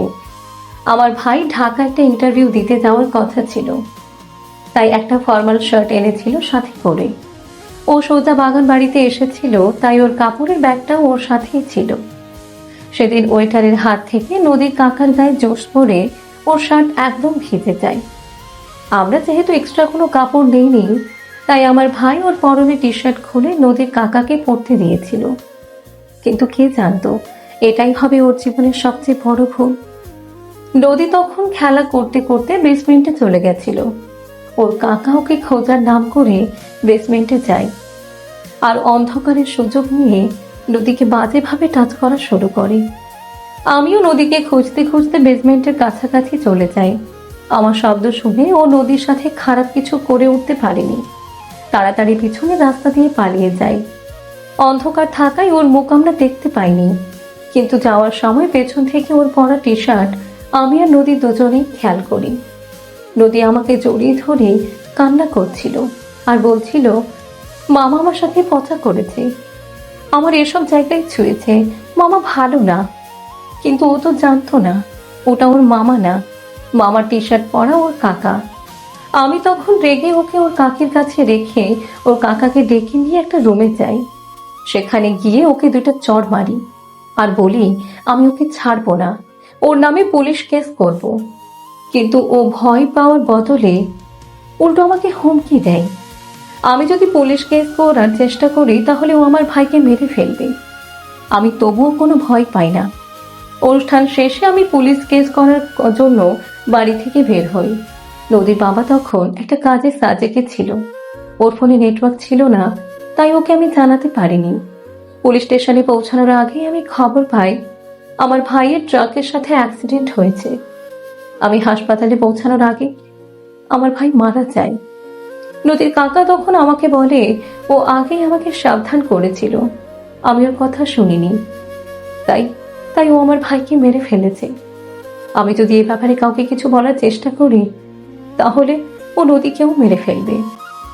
তখন একদিকে ভাইয়ের মৃত্যু শোক আর আরেকদিকে ওর হুমকি। আমি জানি আমি কাউকে কিছু বললেও হয়তো সত্যি আমার মেয়েটাকেও মেরে ফেলতো, তাই আমি কাউকে আর কিচ্ছু বলিনি, নদীকেও না। এতগুলো বছর নীরবে ওর ঘৃণা সহ্য করেছি শুধুমাত্র ওর সেফটির জন্য। কথাগুলো বলতে বলতে নদীর মা কান্না করে দেয়। এত বছর যে সত্য নিজের ভেতরে গোপন করে রেখেছিল, আজ তা আয়নকে বলতে পেরে উনি কিছুটা হালকা হয়। আয়ন সবকিছু শুনে রাগে বলে, ওনার পাপের ঘোড়া পূর্ণ হয়েছে, খুব তাড়াতাড়ি উনি ওনার পাপের শাস্তি পাবে। না আয়ান, তুমি আমাকে কথা দাও, তুমি এসব কথা আর কাউকে বলবে না, নিজের ভেতরেই গোপন রাখবে। আমি আমার আদরের ছোট ভাইকে হারিয়েছি, এখন নিজের মেয়েটাকেও হারাতে চাই না। তুমি যে কথা জানো সেটা যেন কেউ না জানে বাবা। মা, আপনি চিন্তা করবেন না, আর কারো কোনো ক্ষতি হবে না। এবার থেকে যা হবে সব ভালোই হবে। বিকাল 4টা বাজার আগেই দীপ্ত ক্যাফেতে এসে তাসার জন্য অপেক্ষা করতে থাকে। তাসা ঠিক বিকাল 4টায় ক্যাফেতে পা রাখে। ও এদিক ওদিক তাকিয়ে দেখে কর্নারের একটা টেবিলে দীপ্ত বসে আছে। দীপ্ত তাসাকে দেখে ক্যাফেতে থাকা ঘড়িটার দিকে একবার তাকায়, তারপর তাসার দিকে তাকিয়ে ওর দিকে হাত নাড়িয়ে ইশারা করে। তাসাকে দীপ্তর বিপরীত পাশের চেয়ারে বসে। হাই, কি অবস্থা, কেমন আছো? জি ভালো, আপনি কেমন আছেন? ভালো। কি খাবে বলো, অর্ডার দিই? তা দেওয়া যায়, কারণ আমি একটু আপনার টাইম নেব। আমার একটা কাজ করে দিতে হবে, ততক্ষণে না হয় খাবার রেডি হোক। এখানে তো মনে হয় চা কফি ছাড়া কিছু পাওয়া যায় না। আরে না, এখানে অনেক স্ন্যাক্স আইটেম পাওয়া যায়, দাঁড়াও। দীপ্ত একজন ওয়েটারকে ডেকে মেনু কার্ড চায়। তাসা মেনু দেখে একটা পাস্তা আর একটা চিকেন ফ্রাই অর্ডার দেয়, সাথে একটা মিল্ক শেক। দীপ্ত একটা স্যুপ আর একটা ক্যাপাচিনো অর্ডার দেয়। ওয়েটার যেতেই দীপ্ত বলে, এবার বলো আমাকে দিয়ে তোমার কি কাজ আছে? তুমি তো খুব ভালো ফটোগ্রাফার, আমার কিছু সুন্দর পিক তুলে দিতে হবে। তুমি জানলে কি করে? আমার আসলে নিষিদ্ধ জিনিসের প্রতি আগ্রহ বেশি কাজ করে, তাই কালকে তোমার ফোন আনলক করে তোমার গ্যালারি ঘেটেছি। সেখানেই দেখলাম তুমি প্রকৃতির খুব সুন্দর সুন্দর ছবি তোলো। আর কোনো অ্যাপসে ঢুকিনি, সরি। হ্যাঁ, ইটস ওকে, ঢুকলেও কোনো সমস্যা ছিল না, কারণ আমার ওই জান বাবু টাবু নেই, বুঝলে? যে কেউ দেখলে সমস্যা হবে। বুঝলাম। By the way, thanks and sorry. একবার তো সরি বললেই আবার কেন? আগেরটা ছিল ফোন ঘাটার সরি, আর এখন একটা কালকের আমার খারাপ ব্যবহারের জন্য। আসলে কালকে আমি একটু ডিস্টার্ব ছিলাম, মন মানসিকতা ঠিক ছিল না, তাই নিজের সেন্সে ছিলাম না। কি বলতে কি বলেছি তখন আমার খেয়াল ছিল না। আই এম এক্সট্রিমলি সরি, আর থ্যাঙ্কস আমাকে বাঁচানোর জন্য। It's okay. তাই তো বলি, তোমার মেয়েটা যেমন তুঙ্গে কেন? তোমার মতো মেয়ের আচরণ তো আমার হওয়ার কথা না। আমার মতো মেয়ে বলতে? তার মানে তুমি দেখতে এত সুইট, আর তার কথাবার্তা যদি বিপরীত হয়ে ঝাল ঝাল হয় তাহলে মেলে কিভাবে বলো? দীপ্তর কথা শুনে তাসা হেসে দেয়। ওরা দুজন ক্যাফের বাহিরে যায় পিক তোলার জন্য। দীপ্ত নিজের ফোন দিয়ে তাসার বিভিন্ন অ্যাঙ্গেলে সুন্দর সুন্দর ছবি তুলে দেয়। হঠাৎই তাসার ফোন বেজে ওঠায়। ও একটু সাইডে গিয়ে কল রিসিভ করে। হ্যাঁ হৃদয়, বল। কেমন আছিস তুই? কেমন আবার থাকবো, আছি ভালোই। আয়ানের বিয়ের ব্যাপারটা নিশ্চয়ই তুই জানিস। হ্যাঁ জানি। তাহলে নিশ্চয়ই এটাও জানিস আয়ান ইতিমধ্যে ওর সোকল্ড ওয়াইফের সাথে বাসর সেরে নিয়েছে। হোয়াট? পাগলের মতো কি সব জাতা বকছিস? পাগলের মতো না, যেটা সত্যি সেটাই বলছে। আয়ান নিজে আমাকে বলেছে ও এই বিয়েটাকে মন থেকে মেনে নিয়েছে, নদীকে নিজের বউয়ের মর্যাদা দিবে। ও নাকি এই 2 দিনে ব্যবধানে নদীকে ভালোবেসে ফেলেছে। এটা হতে পারে না, কোনোভাবেই না। তুই জেগে জেগে স্বপ্নই দেখ আর ওর বউয়ের সাথে রোম্যান্স করুক। হৃদয় আয়নের বেস্ট ফ্রেন্ড আর তাসার খালাতো ভাই। হৃদয়ের মুখে এসব কথা শুনে তাসা আবারও রেগে যায়। ও সাথে সাথে আয়নকে কল করে।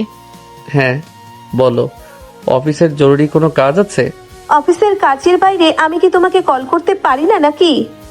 আমি আসলে ওই রকম কিছু মিন করিনি। তো কেমন কিছু মিন করেছো? তাশা, আর ইউ ওকে? তুমি এভাবে কথা বলছো কেন? নো, তুমি আমার থেকে কিভাবে কথা বলে এক্সপেক্ট করো আয়ান? আমাকে ক্লিয়ারলি বলো তো কি হয়েছে? তুমি নদীকে ভালোবাসো? ওর সাথে বেড শেয়ার করেছো? ওকে নিজের স্ত্রীর মর্যাদা দিতে চাও? হ্যাঁ ভালোবাসি, আর এটাও সত্যি। আর 5টা হাজবেন্ড ওয়াইফের মতো আমাদের ভিতরে সম্পর্কটা নর্মাল হতে শুরু করেছে। আর 5টা বিয়ের রিজন আর তোমার বিয়ের রিজন তো এক না আয়ান। তুমি ওকে বিয়ে করেছিলে নিজের বদলা নেওয়ার জন্য, তাহলে তুমি কিভাবে ওকে ভালোবাসতে পারো? কেন ওর প্রতি উইক হচ্ছ? কেন এই বিয়েটাকে সত্যি মনে করছো? বিয়েটা কি নকল ছিল? বিয়ে কি কখনো সত্য মিথ্যা হয়? হ্যাঁ, এটা সত্যি, ওকে বিয়ে করার কারণ ভিন্ন ছিল, বাট তার মানে বিয়েটা তো মিথ্যা হয়ে যায় না, তাই না? আর হ্যাঁ, আমি ওর সাথে থাকতে থাকতে ওকে ভালোবেসে ফেলেছি। এতে দোষের কি আছে? প্রথমে আমি ভেবেছিলাম যে আমার বদলা পূরণের পরে ওকে ডিভোর্স দিয়ে দেব, but now I am deeply love her. ওকে ছাড়া পসিবল না আমার পক্ষে। আমার দোষী অন্য কেউ, ও কোনো দোষ করেনি যে ওকে আমি ভালোবাসতে পারবো না। আই হোপ তুমি আমার কথাগুলো বুঝতে পেরেছো। তাহলে আমার কি হবে? আমার ভালোবাসার কি হবে আয়ান? তুমি তো জানো আমি তোমাকে কতটা ভালোবাসি। মা বাবা মারা যাওয়ার পরে মামুনি যখন আমাকে তোমাদের বাড়িতে নিয়ে আসলো, তখন থেকেই ভালোবাসি তোমায়। শুধুমাত্র তোমার জন্য আমি মন দিয়ে পড়াশোনা করেছি, নিজেকে সেলফ ইন্ডিপেন্ডেন্ট করে তুলেছি, কারণ তুমি এমনটা পছন্দ করো তাই। আর আজকে তুমি আমার সাথে এমনটা করতে পারলে? আই নো তুমি আমাকে ভালোবাসো, বাট আমি কি কখনো তোমাকে হ্যাঁ বলেছি? তোমার সাথে কোনো কমিটমেন্টে জড়িয়েছি? তাছাড়া আমি ছোট থেকেই তোমাকে খুব ভালো বন্ধু মনে করি, তার বাইরে আর কিছু না। যখনই তোমাকে আমার জন্য পাগলামি করতে দেখেছি আমি নিজেকে সংযত রেখেছি, তোমাকে ইগনোর করেছি। তাহলে আজকে কেন তুমি নিজের দায় আমার উপরে চাপাচ্ছ? আয়নের কথাগুলো শুনে তাশা এক মুহূর্তের জন্য থমকে যায়। ওর চোখ বেয়ে পানি পড়তে থাকে। ওর এত বছরের ভালোবাসা আজকে অন্য কারো, এটা যেন ও মানতেই পারে না। ও কেমন মিনতির সুরে পারে, আয়ান আমি তোমাকে ছাড়া থাকতে পারবো না। I can't live without you. I also. আমিও নদীকে ছাড়তে পারবো না। তাশা, বাস্তবতা মানতে শিখো। এমন একটা দিনের জন্যই তোমাকে সবসময় দূরে সরিয়ে রাখতাম, কিন্তু দেখো আজকে আমার দ্বারা সেই তোমাকে কষ্ট পেতে হচ্ছে। তুমি কোথায় আছো এখন বলো আমায়, আমি আসছি। No need. কথাটা বলে তাশা কলটা কেটে দেয়। 1017। ওর মনে হতে থাকে ওর দুনিয়া এখানেই থমকে গেছে। সবকিছু একটা দুঃস্বপ্নের মতো লাগে ওর কাছে। ও সেখানে দাঁড়িয়ে কিছু সময় নীরবে কান্না করে। ওর চোখ একদম লাল হয়ে যায়। ও চোখ মুছে দীপ্তর সামনে আসে। দীপ্ত ওকে দেখেই বোঝা যায় কিছু একটা সমস্যা হয়েছে। তাশাকে দেখেই বোঝা যাচ্ছিল যে ও এত সময় ধরে কান্না করেছে। দীপ্ত তাশাকে বলে, তুমি ঠিক আছো? তোমার বাসায় কোনো সমস্যা হয়েছে? না। তো এতটুকু বলে তাশা ক্যাফে থেকে বেরিয়ে যেতে নাই। তখন একটা ওয়েটার বেখেয়ালে গরম কফি ট্রে নিয়ে তাশার সাথে ধাক্কা খায়। সম্পূর্ণ কফি তাশার হাতে পড়ে। কফির মগ তাশার বাম পায়ে পড়ে। কাচের মগ ভাঙে। তাশার পায়ের উপরটা বেশ খানিকটা কেটে যায়। দীপ্ত সেটা খেয়াল করে এসে ওয়েটারকে বলে, এই রেখে চলতে পারো না? কি করলে এটা তুমি? সরি স্যার, ম্যাম আমি ইচ্ছা করে করিনি। আপনি হুট করে সামনে চলে আসলেন, বুঝতে পারিনি। তোমাদের ছেলেদের কাজই তো এটা। জানো বোঝো সবই, শুধু অবস্থাকার নাটক করো। পুরুষ জাতটাই খারাপ। তাশার কথা শুনে দীপ্ত আর ওয়েটার দুজনে ওর দিকে অবাক চোখে তাকায়। দীপ্ত মনে মনে বলে, এই মেয়ের মাথায় সমস্যা আছে নাকি? ভুল করলো ওয়েটার, আর এ এখন পুরুষ জাতের দোষ দেখছে। পুরুষ নিয়ে এর এত কিসের সমস্যা বুঝলাম না। কোন পুরুষ আবার এর কি বিগড়েছে? ওয়েট, এর কি বয়ফ্রেন্ড আছে নাকি? সে কি ওর সাথে ঝগড়া করেছে, নাকি ব্রেকআপ, নাকি ঠিক করেছে ওকে? নিশ্চয়ই এমন কিছু হবে, তাই তো কেঁদে কেটে নাকের জলে চোখের জল করেছে পুরা। শালা কোন হারামজাদা এমন সুইট একটা মেয়ের মন ভাঙলো রে। তাকে সামনে পেলে দিতাম দুটা। নিজে তো ডুবলো, সাথে পুরো পুরুষ জাতির মান ইজ্জত ডুবালো। দীপ্তর ভাবনার সুতো কাটে ওয়েটারের কথাই। ম্যাম বিশ্বাস করুন, আমি সত্যি বুঝতে পারিনি। আমি ইচ্ছা করে করিনি। আপনি প্লিজ আমার নামে কমপ্লেন করবেন না, তাহলে আমার চাকরিটা আর থাকবে না। হ্যাঁ জানি, আমার আর কারোর প্রতি কোনো কমপ্লেন নেই। চলুক সবাই নিজের মর্জি মতো। I don't care. Tasha don't care about anything. তাশার কথা শুনে ওয়েটার আবারও ভেবাচাকা খায়। তাশা কথাগুলো বলে চলে যায়। আর দীপ্ত অনেক কষ্টে নিজের হাসি আটকে মনে মনে বলে, এই মেয়েকে যত দেখছি অবাক হচ্ছি।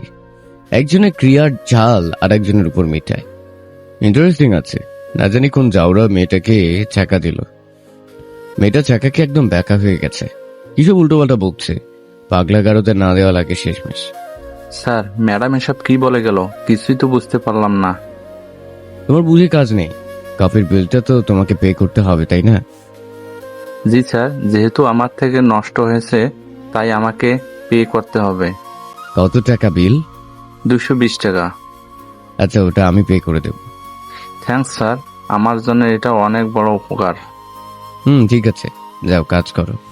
এরপর থেকে সাবধানে কাজ করবে। জি স্যার।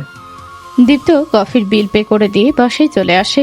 1477 আয়ান নদীদের পুরনো লাইব্রেরিতে 1 ঘন্টা যাবৎ কিছু একটা খুঁজে চলেছে। হঠাৎ একটা সিক্রেট লকার খুঁজে পায়। সেটাই পায় একটা পেন ড্রাইভ। এই পেন ড্রাইভটাও এত সময় ধরে খুঁজছিল। পেন ড্রাইভটা পেয়ে আয়নের মুখে একটা রহস্যময় হাসি ফুটে ওঠে। ও নিজেকে নিজে বাহবা দিয়ে বলে, ব্রাভো আয়ান, এই না হলে চৌধুরী বংশের যোগ্য ছেলে। এবার এই পেন ড্রাইভই আমাকে আমার শত্রু অবধি পৌঁছে দেবে, তারপর শুরু হবে আমার প্রতিশোধের খেলা। আয়ন খুবই সাবধানতার সাথে লাইব্রেরি থেকে বেরিয়ে আসে। রুমে এসে ও নদীর জন্য অপেক্ষা করতে থাকে। নদী এসে দেখে আয়ন রুমে নেই। ও এটাই চাচ্ছিল। কালকে রাতের পর থেকে ও আয়নের সামনে আসতে খুব লজ্জা পাচ্ছে। ও রুমের দরজা আটকে দিয়ে সাউন্ড বক্সে একটা রোমান্টিক মিউজিক চালিয়ে দিয়ে আয়নের একটা শার্ট নিয়ে নাচতে থাকে। এমন ভাবে নাচতে থাকে যেন ওটা একটা শার্ট না, আয়ন নিজে। আয়ন ব্যালকনিতে দাঁড়িয়ে নদীর কাণ্ড কারখানা দেখতে থাকে আর হাসতে থাকে। একটু সময় পরে ও বেলকনি থেকে বেরিয়ে আসে আর বলে, আমার সাথে নাচার এত শখ, সেটা আমাকে বললেই তো পারতে। শুধু শুধু আমার শার্ট নিয়ে কষ্ট করে কেন নাচছো? আয়নের কণ্ঠ পেয়ে নদী ভূত দেখার মতো চমকে ওঠে। ওর হাত থেকে আয়নের শার্ট পড়ে যায়। ও এমন ভাবে কাচুমাচু করতে থাকে যেন চুরি করতে গিয়ে ধরা পড়েছে। আয়ন নদীর সামনে আসতেই নদী 2 পা পিছিয়ে যায়। নদীকে পিছাতে দেখে আয়ন আবারও ওর দিকে এগিয়ে আসে। নদীও পিছিয়ে যায় আয়নের কাছে। এই সামনে পিছনে খেলাটা বেশ ভালোই লাগছিল। ও শয়তানি হাসি এসে বারবার এগোতে থাকে আর নদী পিছনেই সরতে থাকে। একসময় নদীর পিঠ গিয়ে দেয়ালে আটকে যায়। নদী পাশ কাটিয়ে বেরিয়ে যেতে চায়, কিন্তু আয়ান নদীর কোমরে 2 হাতে জড়িয়ে ধরে বলে, আমার সাথে নাচতে চাও সেটা আমাকে বলতে, আমি কিন্তু খুব ভালো নাচাতে পারি। আমি মোটেও তোমার সাথে নাচতে চাই না। তাহলে আমার শার্ট নিয়ে নাচছিলে কেন? ওটা সামনে পেয়েছি, নিয়ে নেচেছি। এতে এত কিছু ভাবার কি আছে? আয়ন হুট করে নদীর ঠোঁট নিজের দখলে নিয়ে নেয়। এমন আচমকা আক্রমণের জন্য নদী মোটেও প্রস্তুত ছিল না। আয়ন খুব সফটলি নদীকে কিস করে। নদীর ঠোঁট ছেড়ে নদীর কানে কানে বলে, বড়দের কাছে এত লজ্জা পেতে নেই। অবশ্য আমি তোমার মনের কথা বুঝতে পারি। এই যে যেমন তুমি নাচটা শার্ট নিয়ে না আমাকে নিয়ে করতে চাও, এটা আমি বুঝে নিয়েছি। ঠিক তেমনি তোমারও উচিত আমার মনের কথা বুঝে নেওয়া। যেমন ধরো, আমার এখন তোমাকে চুমু খেতে মন চাচ্ছিল, খেলাম, কিন্তু আমি চাই এরপর থেকে তুমি আমার মনের কথা বুঝে নিজেই চুমুটা খাবে। যাই হোক, তোমাকে একটা ইম্পর্টেন্ট কথা বলি। কি এসব? I love you. এক মুহূর্তের জন্য নদী অন্য জগতে হারিয়ে যায়। আয়নের মুখে লাভ ইউ কথাটা ও কখনো আশাই করেনি। তাই ও অনেকটা অবাক হয়, আবার মনে মনে খুশি হয়। ওর চোখে মুখে লজ্জা ছেয়ে যায়। ও আয়নের বুকে হাত দিয়ে ওকে ধাক্কা মেরে দূরে সরিয়ে দিয়ে পালিয়ে যায়। সেটা দেখে আয়ন বলে, হাই বউ, দেখি আমার লজ্জা পেয়েছে। লজ্জা পেলে মেয়েটাকে আরো বেশি কিউট লাগে। রাত এখন 11টা। ক্যাফে থেকে আসার পরে এই পর্যন্ত তাসা কিছু খায়নি, এমনকি 1 গ্লাস পানিও না। ও বেলকনিতে দোলনায় বসে আছে মন খারাপ করে। হঠাৎই ওর ফোনটা বেজে ওঠে। আনোর নাম্বার দেখে ও প্রথমে রিসিভ করে না, কিন্তু পরপর আরো 2 বার কল আসতে দেখে ও কলটা রিসিভ করে। Hello, K?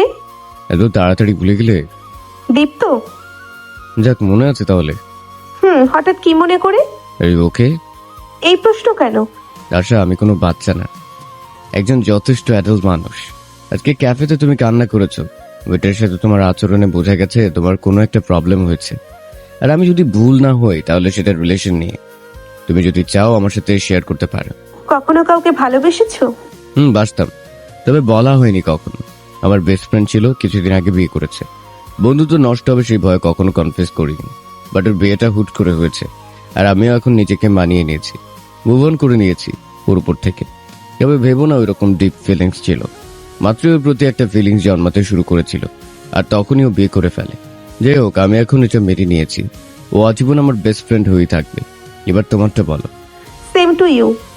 On sided love, but I confess to him. ওকে অনেকবার নিজের ফিলিংস শেয়ার করেছি, ওর জন্য অনেক পাগলামি করেছি, বাট ও কখনো পাত্তা দেয়নি। আমার দুঃসম্পর্কের কাজিন হয়। আমার মা বাবার অ্যাক্সিডেন্টে ডেথ হয় আমি ছোট থাকতে। তখন ওর মা আমাকে ওদের বাড়িতে এনেছিল। তখন থেকেই ওকে ভালো লাগতো। যত বড় হলাম ফিলিংস ডিপ হলো, বাট হি ডোন্ট কেয়ার। বিয়ে করেছে, তখন বলেছিল ওটা জাস্ট এমনি বিয়ে, বাট এখন জানলাম হি লাভস হিজ ওয়াইফ। তাকে নাকি ছাড়তে পারবে না। বাট হ্যাঁ, এটা সত্যি, ও কখনো আমার সুযোগ নেওয়ার চেষ্টা করেনি। অলওয়েজ ফ্রেন্ডের মতো ট্রিট করেছে। আমারই ভুল ছিল ওর প্রতি উইক হওয়া। ও, জানি কষ্ট হবে, বাট পরামর্শ দিব ওকে ভুলে মুভ অন করা ট্রাই করো। জীবন খুবই সুন্দর, একজনের পিছনে পড়ে থেকে সেটাকে নষ্ট করো না। আর বাংলাদেশ কি ছেলের অভাব পড়েছে নাকি যে তোমাকে ভালোবাসবে? এবার তার গলাতেই ঝুলে পড়ো।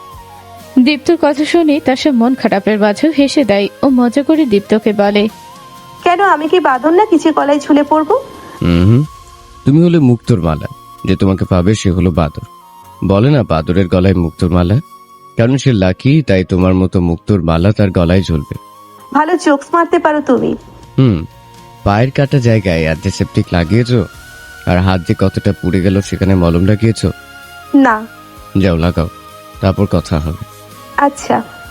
তাসা দীপ্তর কথা মতো হাতে পায়ে মলম লাগিয়ে নেয়। ধীরে ধীরে ওরা আর দীপ্তর মাঝে সম্পর্কটা সুন্দর হতে থাকে। ওরা একে অপরের সাথে অনেক সময় কাটাতে থাকে। ওরা একজন আরেকজনকে পছন্দ করতে শুরু করে। দীপ্ত তাসাকে প্রপোজ করলে তাসা অ্যাকসেপ্ট করে নেয়। কেটে যায় বেশ কিছুদিন। আজকে নদীর জন্মদিন। ও সেই ছোটবেলার ঘটনার পরে বড় অনুষ্ঠানে ভয় পায়, কিন্তু আয়নের কথাই এবারে নিজের জন্মদিন বড় করে পালন করতে রাজি হয়। আয়ান আর ওর ভেতরের সম্পর্ক এখন স্বাভাবিক। নদীর কেক কাটার পরেই কয়েকজন পুলিশ বাড়িতে প্রবেশ করে। পুলিশ দেখে বাসার সবাই অবাক হয়ে যায়। নদীর বাবা বলে, একই বাড়িতে পুলিশ কেন? আমি ডেকেছি ওনাদের। এমন একটা দিনে বাড়িতে পুলিশ ডাকার কি দরকার ছিল? কোনো দরকার হলে তুমি থানায় গিয়ে সেরে আসতে, বা পরে একদিন ডাকতে। না, পরে একদিন ডাকা যেত না? আর ওনারা এখানে অপরাধীকে অ্যারেস্ট করতে এসেছেন। সবের মানে কি আয়ান? বলছি কাকা, আজকের তারিখটা মনে পড়ে আপনার? এখান থেকে কয়েক বছর আগে এই তারিখে কোনো ঘটনা কিছু মনে পড়ে? আয়নের কথা শুনে কাকা ভয় পেয়ে যায়। উনি বলে, কি আবার মনে পড়বে? কে তুমি? এই তো মনে পড়েছে, না হলে কি ভয় পেয়ে জিজ্ঞেস করতেন আমি কে? হ্যাঁ, আমি সে নয়ন চৌধুরীর একমাত্র ছেলে আয়ান চৌধুরী, চৌধুরী গ্রুপ অফ ইন্ডাস্ট্রির বর্তমান মালিক। তুমি নয়নের ছেলে? অবাক হচ্ছেন নাকি? এখনো অনেক কিছু বাকি। তুমি আয়ান চৌধুরী? হ্যাঁ বাবা। কি হয়েছে আমাকে বলো তো। আমার বাবা আর নদীর কাকা ছিল বেস্ট ফ্রেন্ড। আমার দাদা রেখে যাওয়া সম্পত্তি দিয়ে আমার বাবা একটা কোম্পানি দাঁড় করায়। দিনে দিনে কোম্পানি বেশ বড় হয়। কাকা তখন শহরে ব্যাচেলর হয়ে পড়াশোনা করতেন। বাবার কি মনে হয় কাকাকে নিজের কোম্পানিতে ম্যানেজার হিসেবে নিয়োগ দেন। খুব বিশ্বাস ছিল কাকার প্রতি, কিন্তু এই লোক আমার বাবার পিঠে ছুরি মারে। অন্য কোম্পানি থেকে ঘুষ খেয়ে আমাদের কোম্পানির গোপন তথ্য লিক করে দেয়। দিনের পর দিন কোম্পানির মালের সাথে মাদক পাচারের কাজ শুরু করেন। পুলিশের রেডে যখন মাদক আটক হয় তখন আমার বাবাকে ফাঁসিয়ে দেয়, কারণ কোম্পানির মালিক ছিল বাবা, আর মাদক আটক হয় কোম্পানির মালের সাথে। আমার বাবার মান সম্মান সব শেষ হয়ে যায়। বাবার একজন বিশ্বস্ত স্টাফ বাবাকে জানায় এসবের পিছনে কাকার হাত আছে। বাবা প্রথমে বিশ্বাস না করলেও পরে তার কথা মতো সিসিটিভি ফুটেজ চেক করে দেখেন আসলেই এই লোক ঘুষ দিচ্ছে প্লাস মাদক কারবারির সাথে যুক্ত। বাবা তখন ফুটেজগুলো একটা পেন ড্রাইভে নিয়ে পুলিশ স্টেশনে যাচ্ছিল। পথে বাবা কাকাকে কল দিয়ে গালি দেয় আর বলে সবকিছু পুলিশকে জানিয়ে দেবে। কাকা ভয় পায়। ওনার সাথে যারা যুক্ত ছিল তাদের সাথে প্ল্যান করে পথেই আমার বাবাকে ট্রাক দিয়ে পিষে মারে, আর তারপর সেই পেন ড্রাইভ নিজের কাছে রাখে। আমার বাবার ডায়েরি লেখার শখ ছিল। সব সত্যি জানার পরে বাবা ডায়েরিতে লিখে রেখে যায়, আর ডায়েরিটা গাড়ির সিটের নিচে রেখে যায়। এরা ভেবেছিল ডায়েরিটা বেকার, তাই ওটা আর নেয়নি। পরে ডায়েরি থেকে আমরা আসল সত্যিটা জানতে পারি। আমি এই বাড়িতে এসেছি শুধুমাত্র এই পেন ড্রাইভের জন্য।